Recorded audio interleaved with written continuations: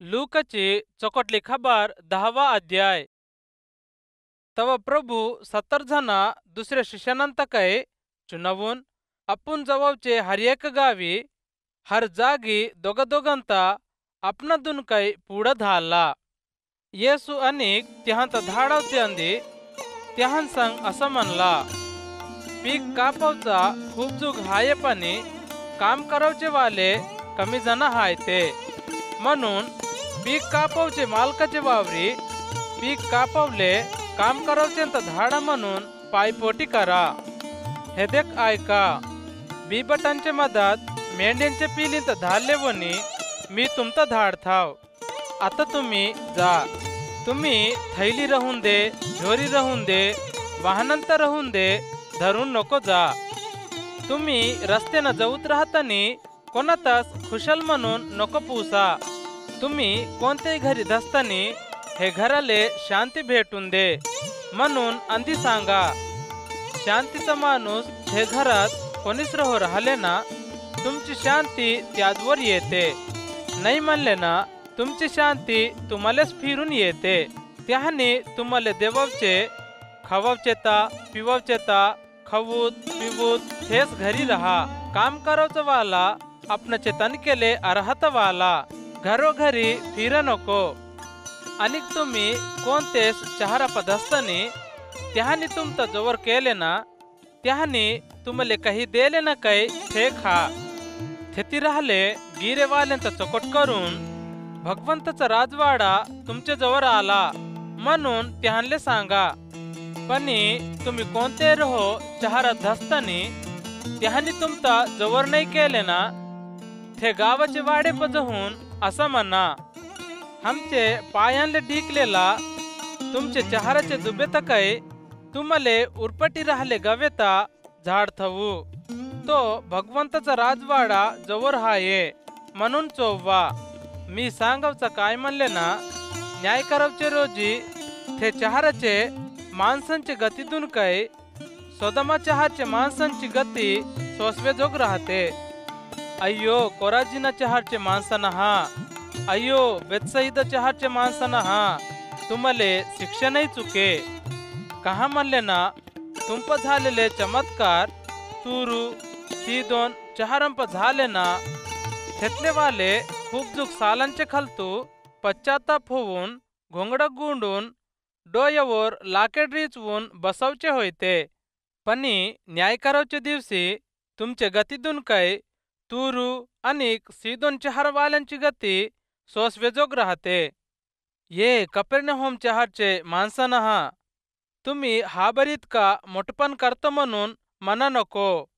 कहा म्हणले ना तुम्ही पातळपर्यंत उतरून जाता. तुमची गोष्ट ऐकावचा वाला माझी गोष्ट ऐकते. तुमता नको म्हणावचा वाला माता काही नको म्हणते. माता नको म्हणावचा वाला माता धाल्ले वाले तर काही नको म्हणते म्हणला. थे 70 जण शिष्याना खुशीनं फिरून येऊन प्रभू तुझे नावना भूत काही हमले लोंगतम होत आहेत म्हणले. त्यासाठी येसू असं म्हणला, सैतान चमुकलेवनी हा बरी पण पडवचा मी देखलो. हे देख सोरपंता बिचवंता तुमचे पायांचे खालता खुंदवसाठी वैरीवाल्यांचे समदे बडावर तुम्हाला अधिकार देलो. कोणतंच तुम्हाला हानी नाही करे. तरी भूत तुम्हाला खालता पडून राहिले ना काही खुशी नको हवा.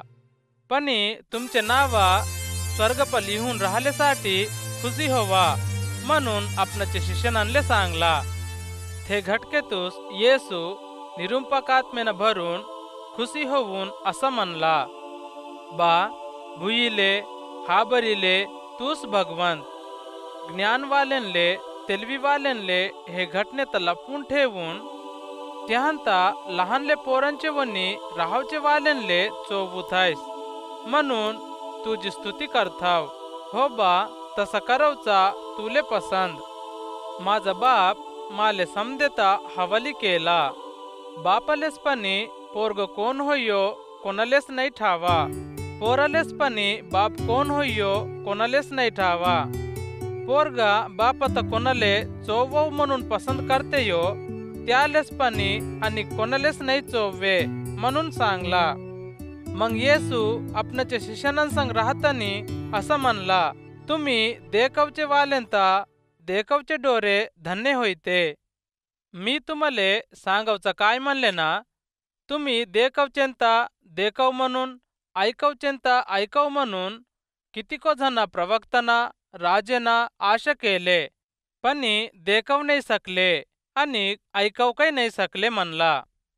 हे देख, एके रोजी मोसे लिहुले खानुनीता बोध करवचा वाला एकला उठून येसुता परीक्षा करूत, मास्तरा, कवचले वाचवचे जीवाचा हिसेंदार होवो म्हणले ना, मी काय करू म्हणून पूसला.